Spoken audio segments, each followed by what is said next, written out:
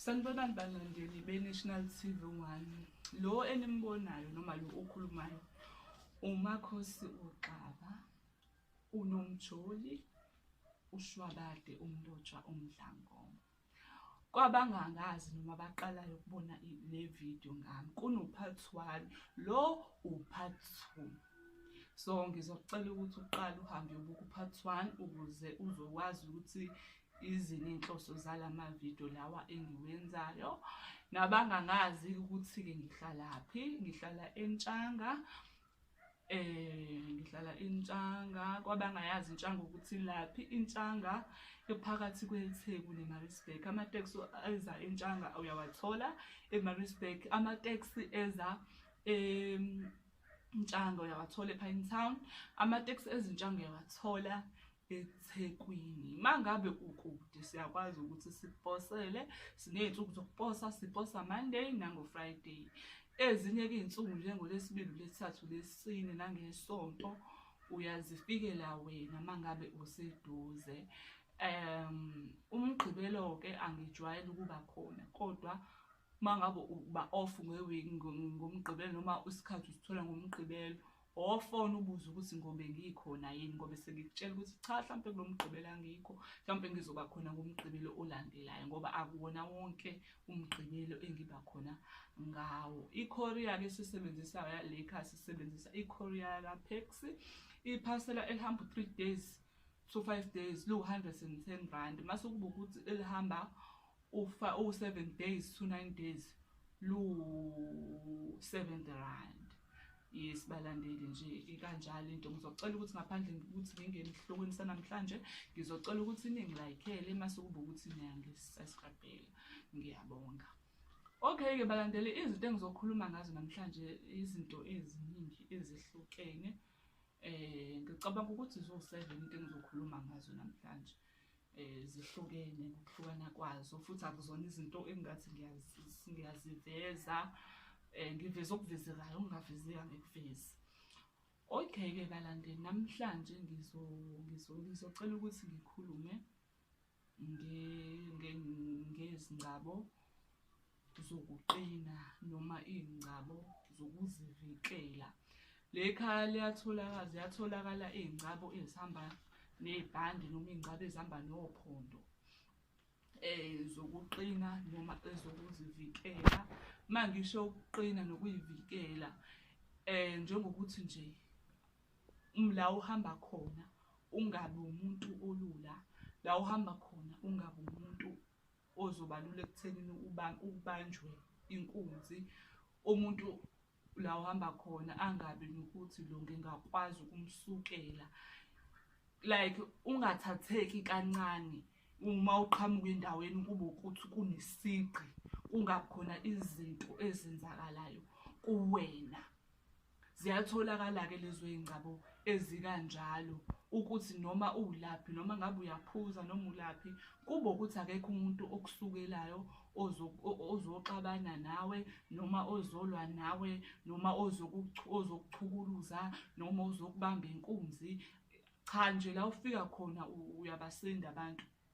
Uyabasenda abantu, kubonakala ukuthi hhayi wangena usibanibani. Noma umuntu medlale nama-jokes awadlalayo anokudelela kuwena,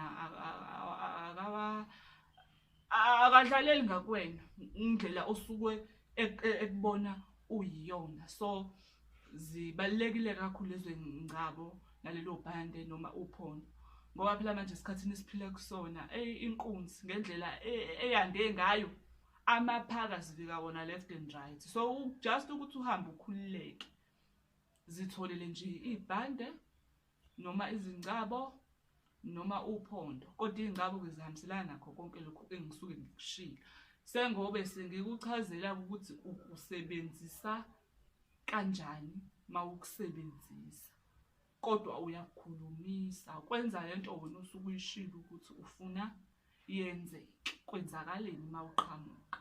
Kube ukuthi usho ukuthi uzothola umuntu ozokwazi ukuthi akucabe, mase kube ukuthi-ke uyamtshela ukuthi akukhuluma athini. Noma uyazifikela emakhosini, kube yimina-ke ozibambela amathuba ngikucabe. Sengisholo kulaba abakude ukuthi uyakwazi ukuthi ngiyakwazi ukuthi ngiyipose mase kube ukuthi ucela umuntu ozokwazi ukuthi akusize. Lezo ngcabo-ke nebhande nophondo-ke lusebenza kanjalo ekutheni uvikeleke nje nokuthi ungatapwa kancane nasempini ungatholakali. Okay, ikuphi futhi okunye-ke ngizokhuluma ngakho namhlanje? Okay, ngizokhuluma ngegobongo-ke. Igobongo lekhaya siyalenza futhi siyaliphothula. Ngizokuchaza-ke futhi ukubaluleka kwegobongo ngoba kunabantu ngazuthi abanalo ulwazi ngegobongo ukuthi igobongo liyini. Igobongo libalulekile kakhulu kuthina abantu abasebenzisa imithi noma kuthina abantu abakholelwa kokhokho noma abakholelwa kogogo noma abakholelwa emadlozini. Kuyenzeka umuntu afike ahambe ayohlola afike atshele ukuthi kumele enze igobongo. Mase banokuthi menze igobongo uzothwasa. Cha, akubi kanjalo. Mangamele uthwasa uthwasa. Mangamele nje uthwasa akhohlwa ngeke uzuthwasa. Igobongo elokhu kuthi uphile. Kunezinto mawumuntu wakamoya njengoba imimoya ihlukene.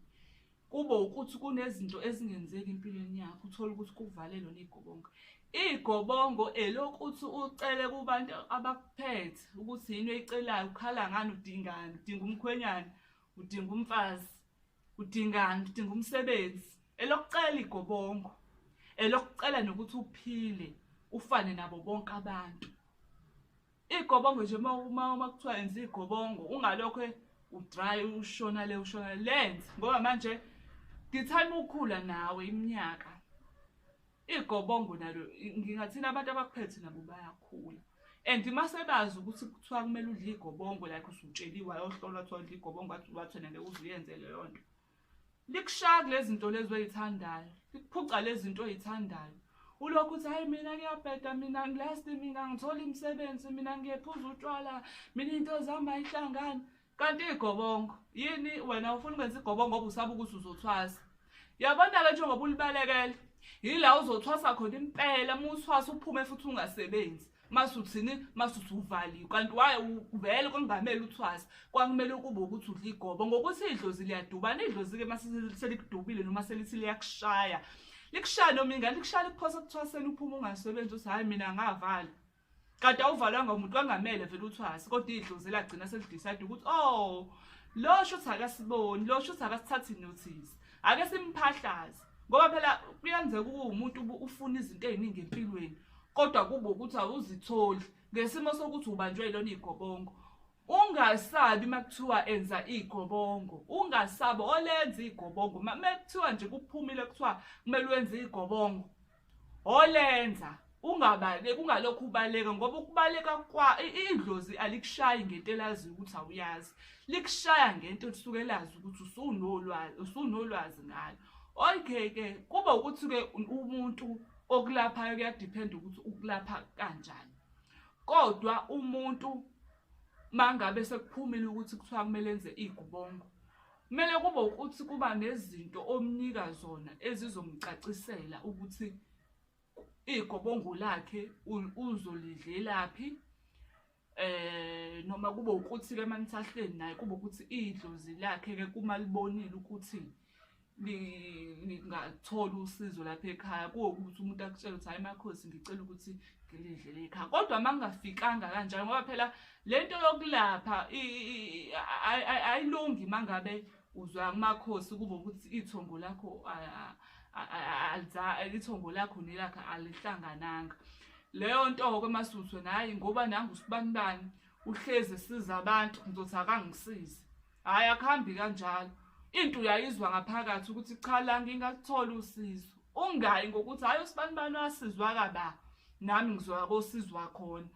Cha sinamathongo, amathongo ethu awafani. Singazalwa ndawonye kodwa amathongo asiphethe angeke azafane nakancane. Into uyizwe egazini ukuthi cha la ngizophila, ubone futhi ukuthi hayi cha la ngeke ngize ngiphile. Ngoba phela isikhathi esiningi abantu babe nalento ukuthi hayi mina ngifuna ukuya kubani ngoba uyasebenza. idlozi lakhe lingamkhombile lapho, mase kuba ukuthi-ke uba nenkinga ekuhambeni kwesikhathi. Kanti into-ke enhle akuvamile ukuthi uyithole la ekusuke la usuke expecte khona ukuthi uzoyithola. Ukuyithole nje la osuke uthatha khona kancane, ukuyithole la kule ndawo le wena osuke uyibuka idelelekile. Mase kube yilapho-ke la othola khona usiza. Angeke nje uvele uthi ngoba nakho ubani uyasebenza, nakho ubani udumile, mase uthi hayi mina ngizowenzela wena izinto zami. Hayi, ithongo liyayikhethela abakwethu, liyayikhethela. Oke nje uye kumuntu ubone uyisukelele nje umuntu. Uye kumuntu nje abangamnakile ubone ukuthi lapho usizo ngeke nizukuthole khona.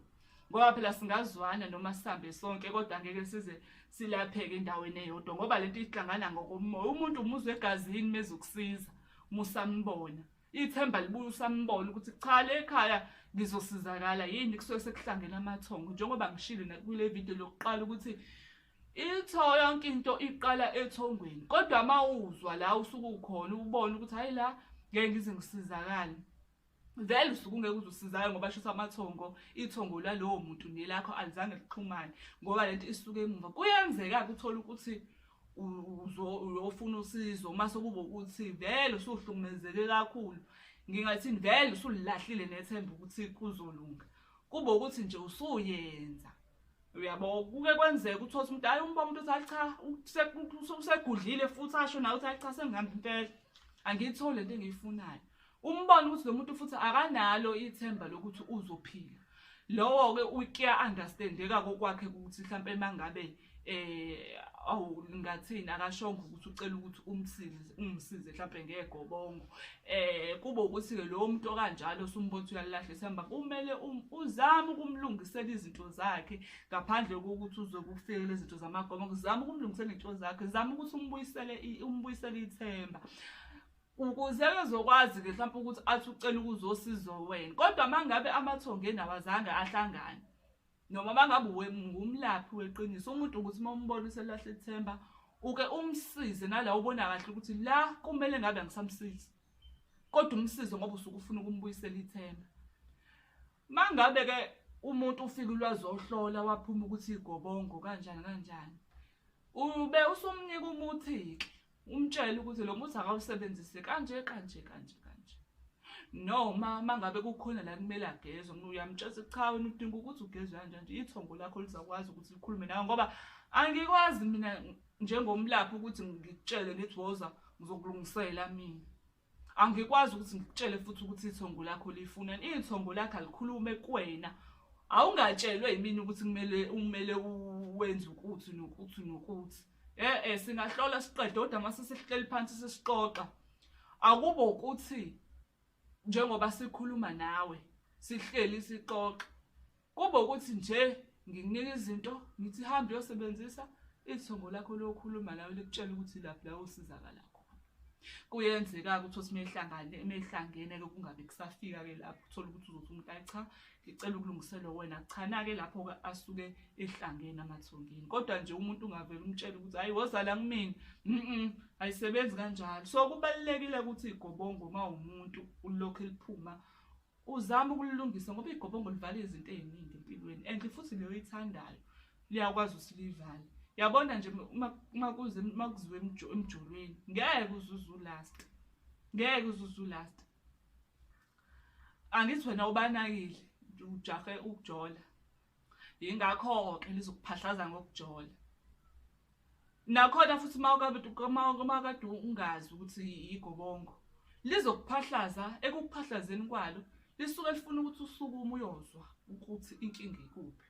Uzofika uyithola inkinga phambili ukuthi ikuphi. Mase kuba kuwena ukuthi isinqumo uyasithatha yini. Kodwa ukuyibambezela kwakho ungalidla igobongo ugcina usuphelele ekuthwaseni kanti kwangamela uthwase uphume mase usuvaliwe. Ngoba iqiniso lithi idlozi likuwena alikho engubeni. Akekho umuntu ongavele athathe ingubo yakho ewigqokile noma athathe ibhayi lakho mase yalisebenza mase kube ukuthi uthathe idlozi lakho. Mefuna ukuthatha idlozi lakho kumele kube ukuthi udlula kuwena emzimbeni, njengokuthi mhlawumbe uzokugcaba athathe igazi lakho. Na-ke lapho uzowathatha-ke uzoganga-ke ngawo. Kodwa mangakazi nje kufike lapho wathwasa wabuya wangasebenza, hayi sekukhomba kona ukuthi vele kwakumele kube ukuthi udla igobonga. Kodwa-ke futhi kuyenzeka uthola ukuthi kumele uthwase, kodwa kube ukuthi ekuthwaseni kwakho kumele kube ukuthi ulungisa kahle kahle ubuthwasela impilo yokuthi uphile. Ngoba phela ukuthwasa akubona konke ukuthwasa umuntu methwasa kumele aphume asebenze. Cha, umuntu usuke ethwasela nje ukuthi into zakhe zilunge. Kube ukuthi abantu uma bengena kuyena abangeni kodwa njengalo muntu lo osuke ephiwe isiphiwo sokulapha. So iy'phiwo zabantu azifani nhlobo, azifani nhlobo, ungayifanisi nomunye umuntu, ayifani nhlobo. Kuyenzeka ukuthi uthwasele impilo, kube ukuthi futhi uma uthwasa-ke noma udla igobongo usuke ungenzeli wena nabasegcekeni. Kuyenzeka izinto ziqale ivule kwabantu abasegcekeni ohlala nabo, kube ibona abathola imisebenzi, kube ibona abenzela izinto kahle. Kahle kahle ukuthwasa kwakho kusuke kuqaqa nabantu abasuke besekhayeni, ekhaya ney'gobongo kanjalo kanjalo. So iy'phiwo zabantu azifani, noma sisuke sithwasa nomuntu usuke nesakhe. So kumele uma umuntu u-understand ukuthi isiphiwo sakhe isiphi, phinde futhi u-understand nemimoya onalo uma ngabe udla amagobongo. Ngoba akhona amagobongo ukuthi uma ngabe uwadlile kumile kodwa uhlale uwadla. Kudiphenda emoyeni esuke ilokhuzana ikuphethe noma esuke ihamba nawe ngaleso sikhathi. Ikona-ke ngingakuchaza nje ngegobongo. Ngiyalenza igobongo, ikona-ke futhi lokho bengizokusho. Okay, kuphi-ke okunye futhi esilandela ngakho ukugezela izidalwa. Okay, ngizokuchaza ukugezela kwezidalwa ngoba abanye abantu unga-understand lezi zinto zabantu zabantu abadala, bangazi ukuthi zisebenza kanjani. Okay-ke into ithini makuthiwa ugezela idalwa noma unombango wedalwa kumele ulungise. Into ikanje, kudala kwakunosiko olalwenziwa kuthiwa kuqedwa umbango wezidalwa. Kwakuke kuphume imbuzi kuma, kuphume imbuzi kubaba, mase kube ukuthi lezo imbuzi zenziwa ngendlela ezenziwa ngakhona. Ngeke zikuchazele lokho. Leyo nto yayenzelwani na? Yayenzelwa ukuthi noma usuphila noma usumdala kungabi nokuthi uba nezihibe empilweni yakho. Kodwa-ke isikhathi esisiphila kusona abantu leyo nto abasayenzi. Iyona-ke futhi beyejwayele ukumisa iy'mpilo zey'ngane. Ukubona ingane ikhapha ifika ku-15 years, ingane iqala ihluphe. Yes, kukhona ukuhlupha kwengane ukuthi isistejini, but kukhona ukuhlupha kwengane ukubona ukuthi lokhu sekungaphezu kwamandla. Na-ke kwesinye isikhathi lokho kusuke sekungaphezu kwamandla, kusuke kwenziwa abantu abadala abangasekho. Kusuke kube ukuthi kumele lowo ngane uyilungisele lelo siko lelo. Okay-ke ngisho ngathi umakho ushadile, lolo siko nje kuyaphoqa ukuthi kumele lenziwe. Ngoba kahle kahle umuntu eyedwa umemeza ibongo eziwu-4, uphethwe nje ibongo eziwu-4. Uyeke umsamo wakini ukuthi mhlampe owakaXaba, ngicela nimanishise impepho nimemeza uXaba. Cha, uwena nje uwumuntu unezibongo nje eziwu-4 ezahlukene. Lezo zibongo kumele kube ukuthi uyazilungisa. Izona-ke lezi kuthiwa ziwumbango wezidalwa. Kumele kube ukuthi uyazilungiselela lezo zibongo ngoba izona ezikwazi ukuthi zenze impilo yakhe iqhubeke phambili. Leyo nto-ke leyo isikhathi esiningi abantu abasayenzi, kanti into ebalulekile, iyakwazi ukuthi ivimbe impilo yakhe. Njengoba ngishilo ukuthi wonke umuntu nomuntu unethongo lakho belimgadile. So leyo nto uma ingazange yenziwa, kuba nokuthi mawunelokhuzana masumdala usuba ney'nkinga. Ngoba phela musa ingane iy'nkinga uyina kakhulu, kubona usumdala ukuthi ngeke khona into engahambi kahle ngami. Kusuke kumele kube ukuthi kwenziwa lowo mbango, kusuke sekukhalalela lowo mbango-ke lowo.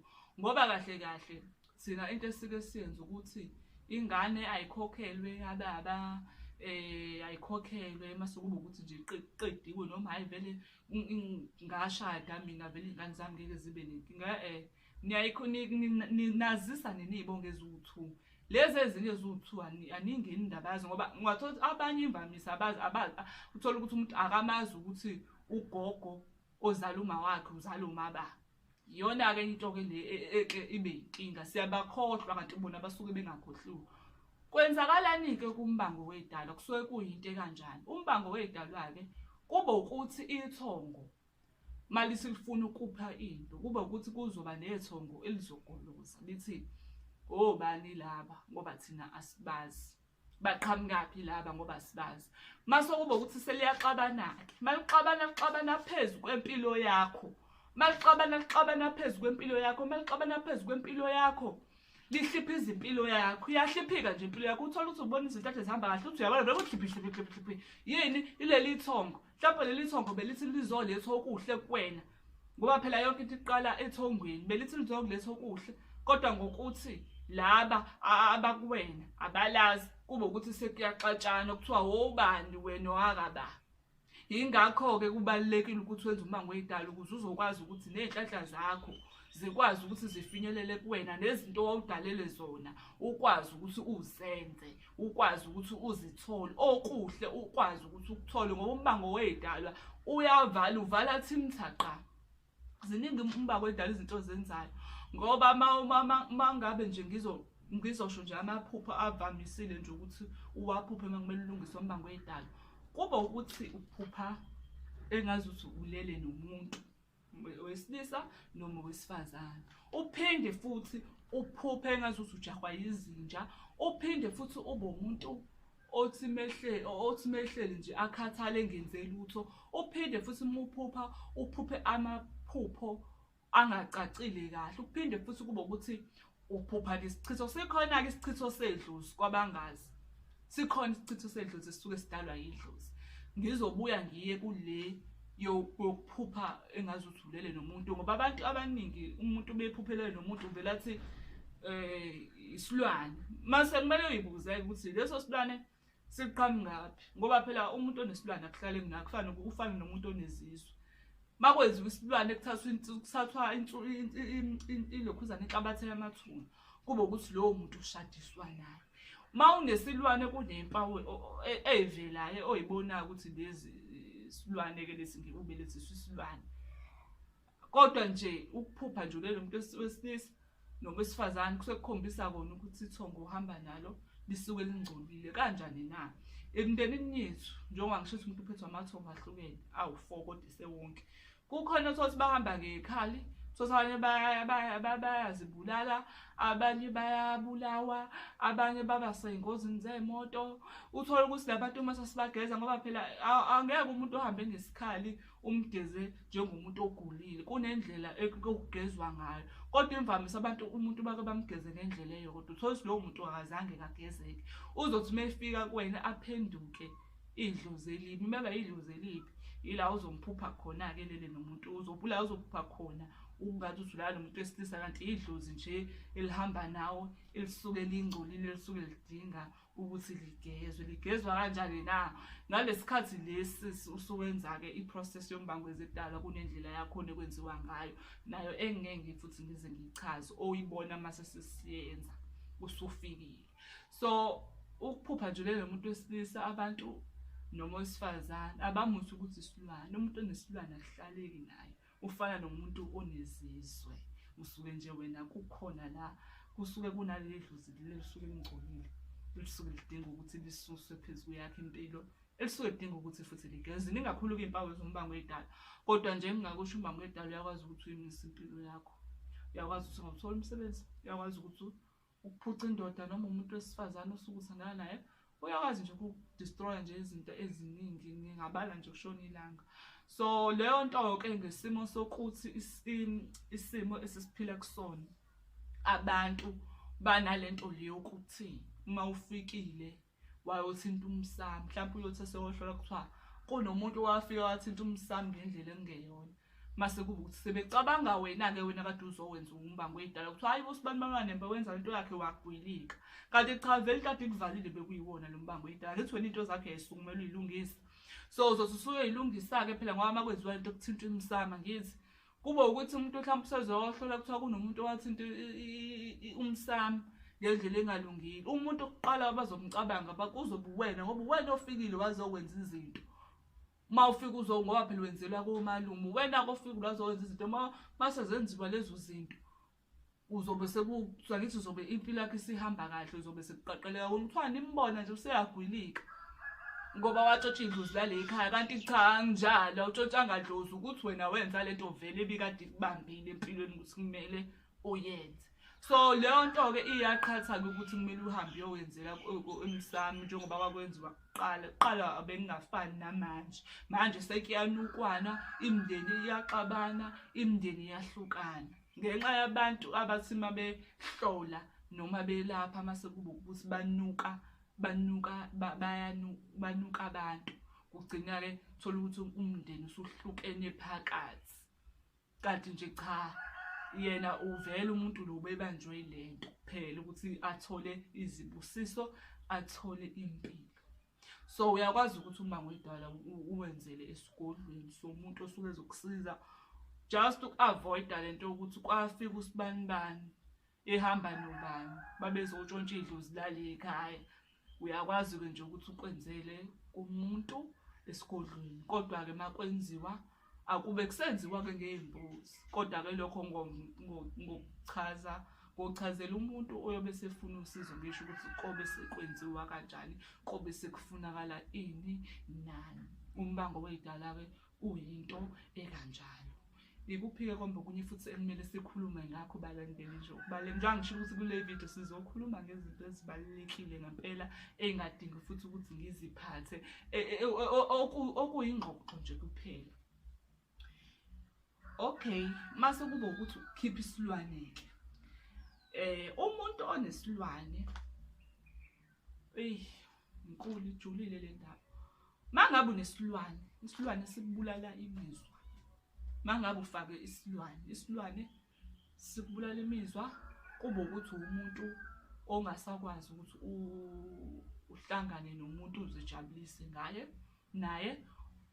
Futhi isilwane mawunaso uthi mawuhleli nabantu sikinye, babone abantu ukinyeka, hayi lokukinyeka ukuthi kulele wakinyeka ngoba phela imvamisa abantu abakinyeka amabelele laba abalala babheke phezulu. Ukulala ubheke phezulu kuyingozi ngoba usuke ubangisa abantu abadala abangasekho, ngoba phela bangcatshwa bebheke phezulu. Wena musuzolala ubheke phezulu kuphila, leyo nto-ke iyakwenza ukuthi ukinyeke, ngeke ungakinyeki.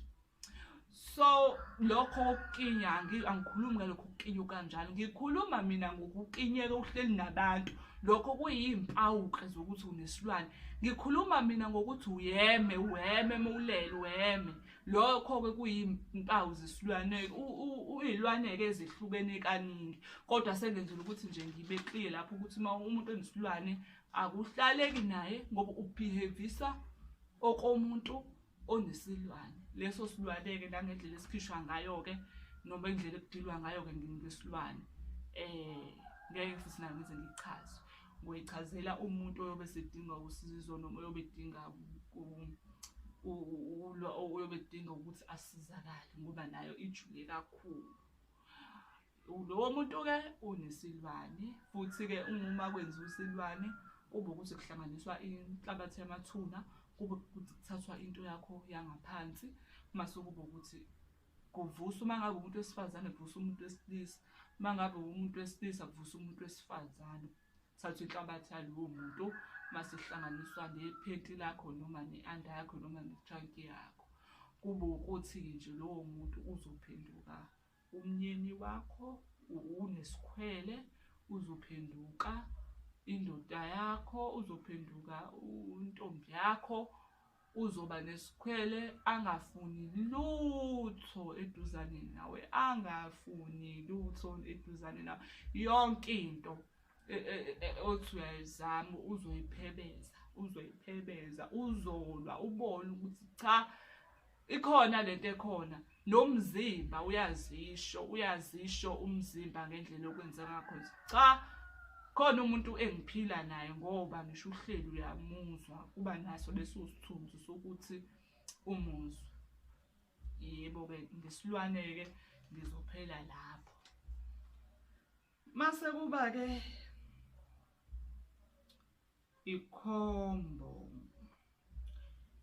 ikhombo yokukhipha isichitho. Okay-ke kunabantu abathi uma bekhipha isichitho umuntu agqume ngesishwashu. Angisho ukuthi isishwashu ngiyasixwaya. Kunabantu othi umuntu uma ekhipha isichitho agqume ngesishwashu. Isishwashu asisikhiphi isichitho. Siyadambisa. Uphinde futhi uzoqhuma uqhuma. Mhlawumbe nje ake ngithi uzoqhuma nje u3 weeks or 2 weeks. Iphele uma sekuba ukuthi iyaphela inyanga uhlala. After 2 months or after a month uphinde uphuphane nento eyodwa. Yini? Ingoba usikhiphe ngendlela okungeyona. Isichitho sinomuthi waso osebenzisayo ukuthi ukhiphe sona osukuqondene nesichitho. Leso sichitho uma usikhipha sibuyela kumnikazi waso. Njengoba uma usukugquma noma usuke wenza, kumele kube ukuthi uyasikhipha sibuyela la sivela khona. Awukwazi ukuthi ugquma ngesishwashu mase uthi isichitho sibuyela la sivela khona. Isichitho sikhishwa ngomthwaso nje. Iqiniso elihle nje lisho njalo. So mina ngokuthi izichitho zihlukene izichitho abantu abanazo. Ngavele mina ngangenza kwayikhombo ngahlanganisa ukuthi noma ngabe ikathiwa isiphi ichitho sinaso isichitho naso sophuma ngalomuthi lo mina engawuhlanganisa. So ikhona ke ikhombo ke isichitho ke nangendlela futhi esikhishwa ngayo ijulile yona futhi idinga ube nomuntu onesibindana noma ube umuntu onganyanyi, ube nje umuntu othi noma menza into kube ukuthi medla, kube ukuthi akulokho kubuye isithombe, kumele kube ukuthi nje umuntu nje ungenankinga nento esuke yenziwa masusukumele usikhiphe. Nokuthi ke futhi ke ekusikhipheni kwaso ke sibuya la sivela khona. After futhi ususikhiphile kuyabuya ngephupho utshela ukuthi uba noma ungatshelwanga kube ukuthi uyavezela ukuthi ubani okugadla ngaleso sichitho. Ikhombo ke isichitho ke ileyo ke ekhona. Ngenza nje all in one, ngakahlukanisa, ngenza nje ukuthi asilaphe sonke isichitho esikhona ngoba izichitho zihlukene kakhulu. Khona isathuvu, khona isokhuphe, khona isamaselesele, khona isephunga. Nje ziningi. Mina ingakho ngavele ngakhetha all in one ukuze ngazi nje ukuthi umuntu garanti for sure uzophila. Yebo ke isichitho ke ngicela nje ukuthi ngiphele lapho. Mase kuba yinenye ikhombo ke yokuyiklina. Kuyatholakala ikhombo lekhaya ukuyiklina. Ikhona nje mangabe nje ufuna ukugeza igazi nje uyiklina impela nje cha uyayithola leyo khombo lekhaya noma ngeke ngize ngiveze kodwa yona ikhona iyatholakala. Mangabe uyidinga sengabe ukuthi ke uyangifonela noma uyangi-WhatsApp uyayi-order. Eyokuklinywa igazi akuyona eyokukhipha isichitho. Mase kuba yini ke futhi enye ebekade ngithe ngizokhuluma ngayo namhlanje.